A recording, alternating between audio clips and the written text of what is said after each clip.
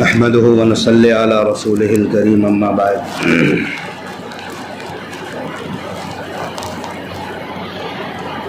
قال الله تبارك وتعالى اعوذ بالله من الشيطان الرجيم بسم الله الرحمن الرحيم ان اول بيت وضع للناس للذي ببكة مباركا وهدى للعالمين فيه آيات بينات مقام إبراهيم ومن دخله كان آمنا ولله على الناس حج البيت من استطاع إليه سبيلا ومن كفر فإن الله غني عن العالمين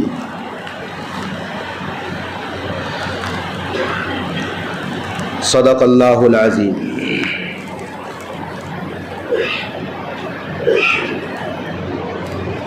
حج کے ایام چل رہے ہیں. اشہر حج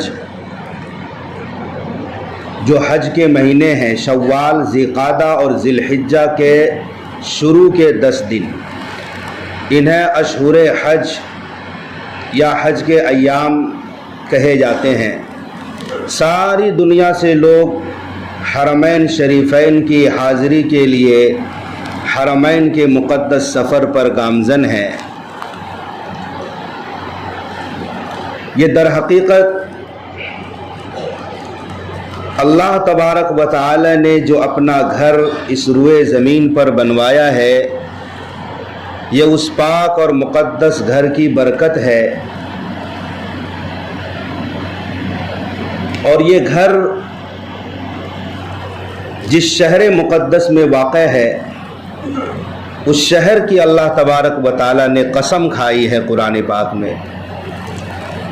چنانچہ فرمایا لا اقسم بہذا البلد، مجھے قسم ہے، میں قسم کھاتا ہوں اس شہر کی، یعنی مکہ مکرمہ کی. دنیا کا کوئی شہر ایسا نہیں جس کی قسم اللہ پاک نے کھائی ہو. کہ صرف مکۃ المکرمہ ایک واحد شہر ہے جس کی قسم اللہ اٹھاتا ہے. چنانچہ دوسری جگہ وارد ہے، قرآن کریم کی آیت ہے وَالتِّينِ وَالزَّيْتُونِ وَطُورِ سِينِينَ وَهَٰذَا الْبَلَدِ الْأَمِينَ. یہاں بھی اللہ تعالیٰ نے شہر مکۃ المکرمہ کی قسم کھائی ہے کہ مجھے قسم ہے اس امن والے شہر کی.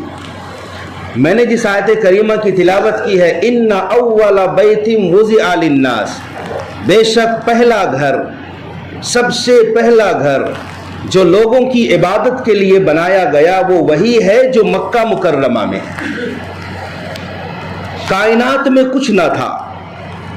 حضرت آدم علیہ السلام ابھی جنت سے نیچے آئے تھے، اور ظاہر سی بات ہے جنت تو جنت ہے، وہاں فرشتوں کی تسبیح و تہلیل ہے، ایک روحانی اور ایک سکون والا ماحول ہے جنت میں. آدم علیہ السلام کو اللہ تعالیٰ نے دنیا میں اتارا، اور آپ کو معلوم ہے کہ اس دنیا کی اصل حقیقت تاریکی ہے. یہاں روشنی نہیں ہے. یہاں روشنی پہنچانے کے لیے اللہ تعالیٰ نے سورج کو پیدا کیا ہے. سورج سے ہمیں روشنی ملتی ہے، پھر اس سورج سے چاند روشنی لیتا ہے اور رات میں پھر اس زمین کو منور کرتا ہے. لیکن اگر سورج چاند کو ہٹا دیا جائے تو یہ زمین بالکل اندھیری ہے، یہاں اجالا نہیں ہے. لیکن آدم علیہ السلام جنت سے آئے تھے، وہاں سب کچھ دیکھا تھا. اللہ کے انوارات کی تجلی ہے جنت میں. تو حضرت آدم دنیا میں آئے تو کہا کہ اللہ آپ نے مجھے کہاں بھیج دیا؟ نہ یہاں تکبیر کی آواز ہے، نہ تہلیل ہے، نہ تسبیح ہے، نہ رب تبارک و تعالیٰ کی تجلیات ہے، کچھ بھی نہیں ہے. تو اللہ تعالیٰ نے کہا ٹھیک ہے پھر جاؤ، اور مکہ مکرمہ شہر کی نشاندہی کی اور کہا کہ وہاں میرے نام کا ایک گھر بناؤ. ان اول بیت وضع للناس، بے شک پہلا گھر جو لوگوں کے لیے بنایا گیا، کچھ بھی نہ تھا اس سے پہلے. آدم علیہ السلام دنیا میں آنے کے بعد جس گھر کو تعمیر کرتے ہیں وہ بیت اللہ ہے. اپنا گھر بھی نہیں بنایا، اللہ کا گھر بنایا. تاریخی روایات سے پتہ چلتا ہے کہ اب تک بیت اللہ شریف کی 5 مرتبہ تعمیر ہو چکی ہے۔ سب سے پہلی تعمیر حضرت آدم علیہ السلام نے کی، فرشتوں کی رہبری میں۔ آدم علیہ السلام کے وفات پا جانے کے بعد نوح علیہ السلام کے زمانے میں عالمگیر طوفان آیا، سب کچھ ڈوب گیا تھا دنیا کا، یہاں تک کہ بیت اللہ شریف بھی اس پانی کی زد میں آیا اور بیت اللہ شریف بھی ڈوب گیا تھا۔ عمارت جو 4 دیواری ہے خانہ کعبہ کی وہ بھی منہدم ہو گئی تھی، آثار کچھ باقی تھے۔ ابراہیم علیہ السلام کا زمانہ آیا اور یہ بڑا مشہور واقعہ ہے، قرآن کریم میں بھی ہے کہ ابراہیم اور اسماعیل علیہ السلام نے خانہ کعبہ کی دیواروں کو بلند کیا۔ وَإِذْ يَرْفَعُ إِبْرَاهِيمُ الْقَوَاعِدَ مِنَ الْبَيْتِ وَإِسْمَاعِيلُ، اس وقت کو یاد کرو جب ابراہیم اور اسماعیل علیہ السلام خانہ کعبہ کی بنیادوں کو اٹھا رہے تھے۔ نشانات باقی تھے لیکن بنیاد کو اوپر اٹھا رہے تھے۔ تیسری مرتبہ، میں تفصیل میں نہیں جا رہا، تیسری مرتبہ خانہ کعبہ کی تعمیر ہوئی قریش کے زمانے میں، جناب رسول اللہ صلی اللہ علیہ وسلم کی بعثت سے 5 سال قبل، جب آپ کی عمر شریف 35 سال کی تھی۔ قریش مکہ نے دیکھا کہ خانہ کعبہ بوسیدہ ہو چکا ہے، دیواریں کمزور ہو گئی ہیں، اینٹیں گرنے والی ہیں، تو قریش نے دار الندوہ میں میٹنگ کی کہ ہم سب کو مل کر خانہ کعبہ کو اثر نو بنانا ہے۔ لیکن ایک دیندار شخص کھڑا ہوا اور اس نے کہا کہ خانہ کعبہ کی تعمیر تو ہم کریں گے لیکن ایک شرط ہے۔ کہا کیا شرط ہے؟ کہا خانہ کعبہ کی دیوار میں حرام پیسہ نہیں لگائیں گے۔ سبحان اللہ، یہی قریش مکہ جس کے اندر ہر برائی موجود تھی، شرک کرتے تھے، خانہ کعبہ میں 360 بت رکھے ہوئے تھے، لوٹ کھسوٹ کرتے تھے، باندیاں رکھتے تھے، بڑے بڑے لوگ باندیوں سے بدکاری کرا کر وہ پیسہ لیتے تھے۔ اس شخص نے کہا کہ بدکاری کا پیسہ اس تعمیر میں نہیں لگائیں گے، لوٹ کھسوٹ کا پیسہ نہیں لگائیں گے، رشوت اور سود کا پیسہ نہیں لگائیں گے، صرف حلال مال لگائیں گے۔ اتنی ساری خرابیوں کے باوجود بیت اللہ شریف کی عظمت تھی قریش مکہ کے دل میں، اس گھر کو اپنی جان سے زیادہ عزیز رکھتے تھے۔ تو لوگوں نے کہا ٹھیک ہے، بہت اچھی رائے ہے، سب متفق ہو گئے کہ اس گھر کی تعمیر میں صرف 1 نمبر کا پیسہ لگے گا۔ پیسہ جمع ہوا، خانہ کعبہ کی تعمیر شروع ہوئی، لیکن اب یہ خدشہ ہوا کہ خانہ کعبہ کو کدال پہلے کون مارے گا، اینٹ گرانے کی شروعات، خانہ کعبہ کو منہدم کرنے کی شروعات کون کرے گا۔ ہر آدمی ڈر رہا تھا کہ جس نے شروعات کی ہو سکتا ہے اللہ کی طرف سے قہر نہ نازل ہو جائے۔ ولید ابن مغیرہ بڑا بہادر اور نیک آدمی تھا، اس نے کہا کہ ہم خانہ کعبہ کو گرائیں گے لیکن نیت تو ہماری ٹھیک ٹھاک ہے کہ ہم اس سے بہتر انداز میں تعمیر کریں گے، ہماری نیت میں خیر کے علاوہ کچھ نہیں ہے۔ یہ کون ولید ابن مغیرہ ہے؟ انہی کا بیٹا ہے حضرت خالد ابن ولید رضی اللہ تعالیٰ عنہ، جنہیں رسول اللہ صلی اللہ علیہ وسلم نے سیف اللہ کہا ہے، یہ اللہ کی تلوار ہے۔ کسی بھی جنگ میں جس میں خالد ابن ولید شامل ہوتے تھے اس جنگ میں فتح ہوتی تھی، کبھی آپ ہار کر نہیں آئے ہیں۔ تو ولید بن مغیرہ نے کہا کہ کدال لا، اور انہوں نے کہا کہ اے اللہ آپ خوب جانتے ہیں کہ ہم سب خانہ کعبہ کو کیوں گرا رہے ہیں، ہماری نیت میں خیر کے علاوہ کچھ نہیں ہے، ہم بہتری کے لیے آپ کی رضا چاہتے ہیں، اور اللہ کا نام لے کر خانہ کعبہ کو گرایا۔ پھر خانہ کعبہ کی تعمیر ہوئی. وہ جو حتیم کا حصہ ہے جو باہر میں ہے، یہ پہلے خانہ کعبہ کے اندر تھا، اوپر تک وہ دیوار تھی، لیکن حلال پیسہ اتنا جمع نہ ہو سکا کہ حتیم کی دیوار کے اوپر بھی تعمیر ہو. تو قریش مکہ نے کہا اب حلال پیسہ ہے نہیں، اس لیے جتنا بن گیا سو بن گیا، اب یہ جو باہر میں حتیم کا حصہ ہے اس کو اسی انداز میں کچھ فٹ اوپر تک کر دو. اوپر تک تعمیر ضروری نہیں ہے چونکہ حلال پیسہ نہیں تھا. اسی موقع پر جب آپ صلی اللہ علیہ وسلم کی عمر مبارک 35 سال کی تھی، ایک بہت بڑا جھگڑا ہو گیا خانہ کعبہ میں کہ قریش مکہ جو خانہ کعبہ کو اثر نو تعمیر کر رہے تھے، حجر اسود جو نیچے رکھ دیے تھے ان لوگوں نے. اب خانہ کعبہ تعمیر ہو رہا ہے تو حجر اسود کو دوبارہ اس کی جگہ پر رکھنا ہے. تنصیب حجر اسود کا واقعہ پیش آیا. ہر آدمی چاہ رہا تھا کہ یہ شرف مجھے حاصل ہو جائے، میں اپنے ہاتھوں سے حجر اسود پتھر کو اٹھاؤں اور خانہ کعبہ کے اس کونے میں رکھوں جہاں سے طواف کی شروعات ہوتی ہے. اتنا ماحول بگڑ گیا کہ عین ممکن تھا، قریب تھا کہ خانہ کعبہ کے اندر حرم شریف میں قتل و غارت کی نوبت آ جائے، وہاں خون کی ندیاں بہہ جائے. پورے مکے میں گرما گرمی شروع ہو گئی. تو ایک بوڑھے شخص نے کھڑے ہو کر کہا کہ دیکھو آج بحث بہت ہو گئی، جھگڑا بہت ہو گیا، شام بھی ہو گئی، ایسا کرتے ہیں اب اس کو کل کے لیے مؤخر کرتے ہیں. کل صبح صبح جو شخص حرم شریف میں پہل داخل ہوگا اس کو ہم اپنا امیر فیصل بنائیں گے. اب وہ شخص جو فیصلہ کر دے ہم سب مانیں گے. لوگوں نے کہا بڑی اچھی بات ہے. اب جب صبح ہوئی تو سب سے پہلے حرم شریف آنے والے جناب محمد عربی صلی اللہ علیہ وسلم کی ذات تھی. کالی کملی والے سب سے پہلے حرم میں داخل ہوئے. لوگوں نے جو آپ کو دیکھا تو سب پکار اٹھے یہ تو امین ہے، صادق ہے، ہم ان کے فیصلے پر راضی ہیں، یہ جو بھی فیصلہ کریں گے ہم سب بتصدیق قلب قبول کریں گے. چنانچہ آپ صلی اللہ علیہ وسلم نے چاہا کہ خانہ کعبہ کے اندر حجر اسود کو رکھنے کے معاملے میں ہر شخص کو، ہر قبیلے کے سردار کو یہ شرف حاصل ہو جائے.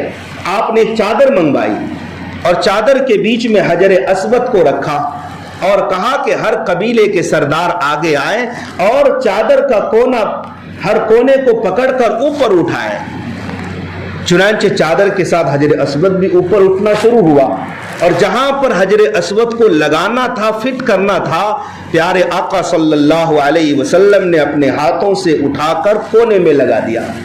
اس طریقے سے آپ کی فراست کی وجہ سے، عقل مندی اور دانائی کی وجہ سے بہت بڑا جھگڑا اللہ نے آپ کے ہاتھوں سے ٹال دیا. یہ تیسری مرتبہ ہے. چوتھی مرتبہ خانہ کعبہ کی تعمیر ہوئی حضرت ابو بکر صدیق رضی اللہ عنہ کے نواسے عبداللہ ابن زبیر رضی اللہ تعالی عنہ کے زمانے میں. جب آپ کی حکومت مکے میں آئی تو آپ نے اثر نو تعمیر بیت اللہ کی.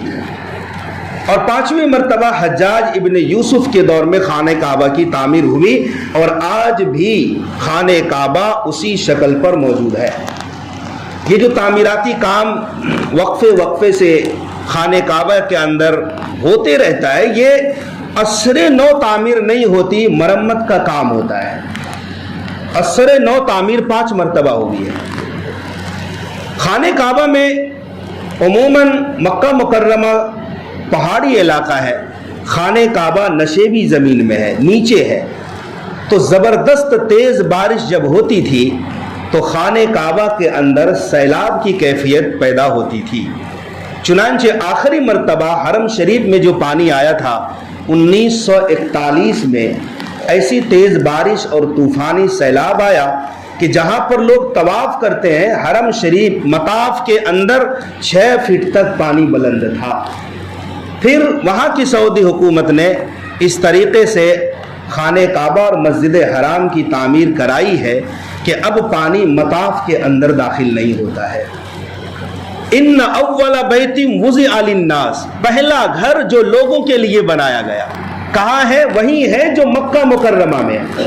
یہاں مکہ کو بکہ کہا گیا ہے۔ مکہ کے مختلف نام ہیں، یا تو اس وجہ سے کہ اہل عرب میم کو با سے بدل دیتے تھے، کبھی مکہ کو بکہ بھی کہتے تھے۔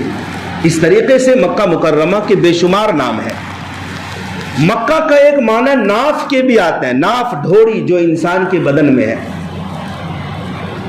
انسان جب پیدا ہوتا ہے، پیدائش کے بعد ناف کی نالی کاٹی جاتی ہے،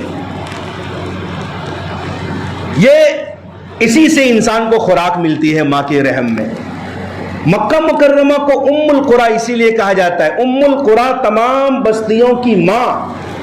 یہاں سے جس طرح ماں کے ذریعے سے بچے کو خوراک ملتی ہے ناف کے راستے سے، دنیا کے کسی کونے میں بھی رہو، تمہیں اگر روحانی طور پر طاقتور بننا ہے تو اپنا قبلہ خانہ کعبہ اور مکہ مکرمہ کو بنانا پڑے گا۔ بے شک پہلا گھر وہی ہے جو مکہ المکرمہ میں ہے۔ مکہ کی سرزمین یہ بڑی بابرکت سرزمین ہے، سب سے افضل شہر ہے روئے زمین میں مکہ مکرمہ۔ یہاں مسلمانوں کا قبلہ ہے۔ ہر شخص جب تک خانہ کعبہ کی طرف رخ کر کے نماز نہیں پڑھے گا اس کی نماز نہیں ہوتی ہے۔ مکہ مکرمہ کے اندر واقع جو مسجد حرام ہے، دیگر مسجدوں کے مقابلے میں 1,00,000 نمازوں کا ثواب ہے اس میں۔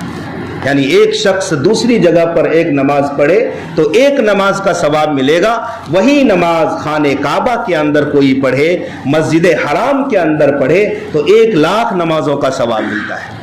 مکہ مکرمہ وہ سرزمین ہے کہ جناب رسول اللہ صلی اللہ علیہ وسلم جب ہجرت فرما کر مکہ سے مدینہ تشریف لے جا رہے تھے تو راستے میں مڑ مڑ کر دیکھتے تھے مکہ کی سرزمین کو، اور یہی کہتے ہوئے ہجرت فرما رہے تھے، اے مکہ کی سرزمین، تیری مٹی کتنی پاکیزہ مٹی ہے اور تیری خوشبو کس قدر عمدہ خوشبو ہے، تو مجھے اتنا عزیز ہے اے مکہ کہ اگر یہاں کے رہنے والے لوگ، یہاں کی قوم مجھے نہ نکالتی، میں کبھی بھی تجھے چھوڑ کر باہر نہیں جاتا، اپنا گھر تیرے علاوہ کہیں نہیں بناتا۔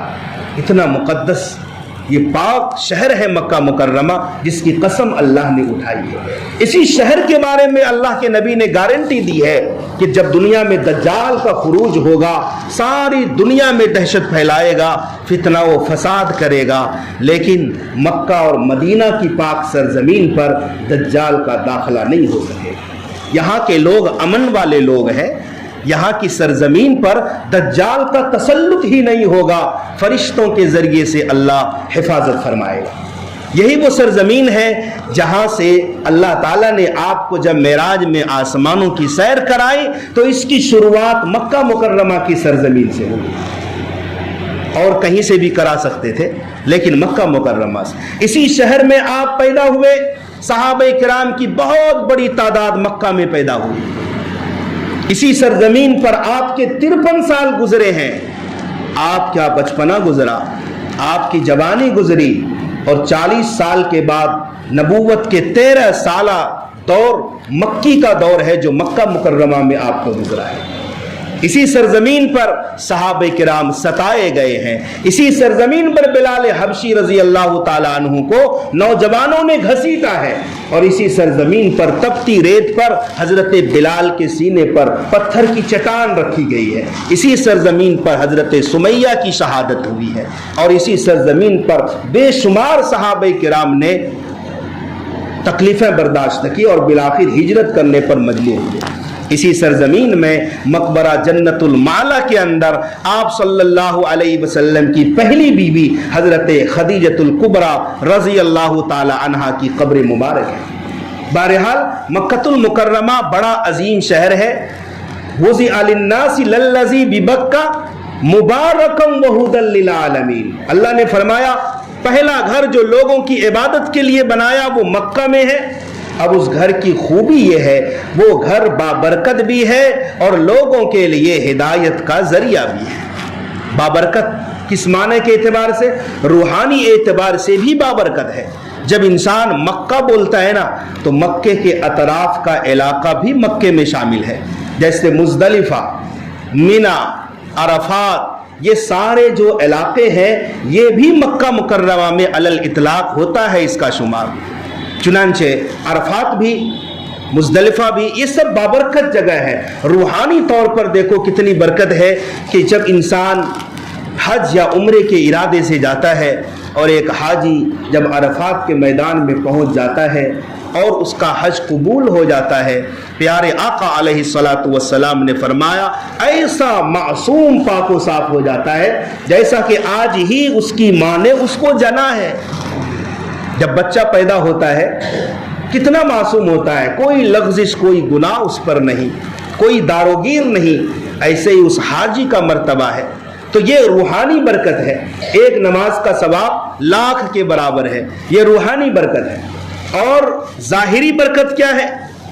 حضرت ابراہیم علیہ السلام نے اپنی بیوی حضرت ہاجرہ اور اسماعیل علیہ السلام کو جب مکہ کی سرزمین پر چھوڑا تھا، وہاں نہ انسان تھا، نہ کوئی جانور، نہ کوئی چرند پرند، بلکہ بے آب و گیا میدان، نہ آدم ذات. زندگی گزارنے کے لیے جس چیز کی ضرورت ہے ان میں سے کوئی بھی چیز میسر نہ تھی. ابراہیم علیہ السلام نے حضرت ہاجرہ اور اسماعیل علیہ السلام کو مکہ میں چھوڑا اور آپ واپس پلٹے، ایک پہاڑ کی اوٹ میں جا کر دعا کی، ربنا انی اسکنت من ذریتی بواد غیر ذی زرع عند بیتک المحرم. اے اللہ، میں نے اپنی ذریت کو، اپنی اولاد کو آپ کے مقدس گھر کے پاس چھوڑا ہے تاکہ یہ لوگ نماز قائم کریں، آپ کے لیے عبادت کریں. اے اللہ، آپ انہیں پھلوں سے روزی دینا، لوگوں کے دلوں کو ان کی طرف مائل کر دینا. اب آپ دیکھیں یہ ظاہری برکت ہے اور ابراہیم علیہ السلام کی دعا ہے. مکہ مکرمہ میں لاکھوں کی تعداد میں، یوں تو مکہ مکرمہ سعودی عرب کا تیسرا سب سے بڑا آبادی والا شہر ہے. جدہ اور ریاض کے بعد سب سے بڑا آبادی والا شہر مکہ المکرمہ ہے.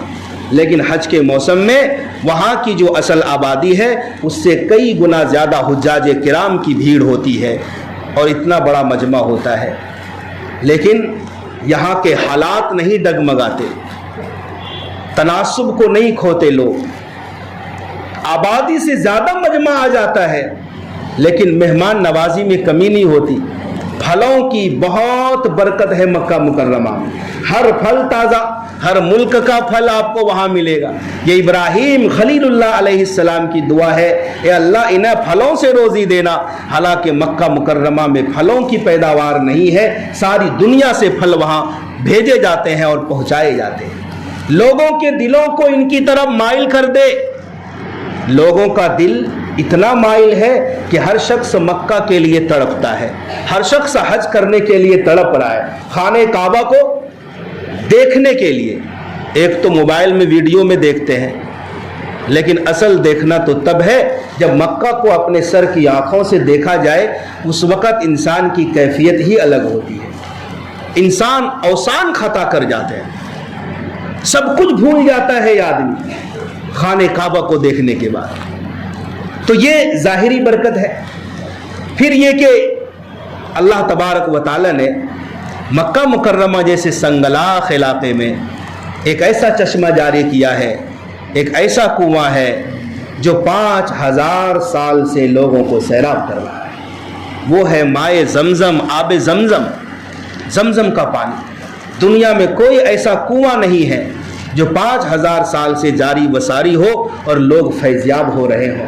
یہ صرف زمزم کا پانی لوگ خوب پیتے ہیں، جی بھر کر پیتے ہیں. لوگ پیاسے نہ ہو تو بھی پیتے ہیں، برکت کے لیے، شفا کے لیے. اور آقا نے فرمایا زمزم کا پانی جس نیت سے پیو گے اس سے وہی فائدہ حاصل ہوگا. لوگ خوب پیتے ہیں، جی بھر کر پیتے ہیں.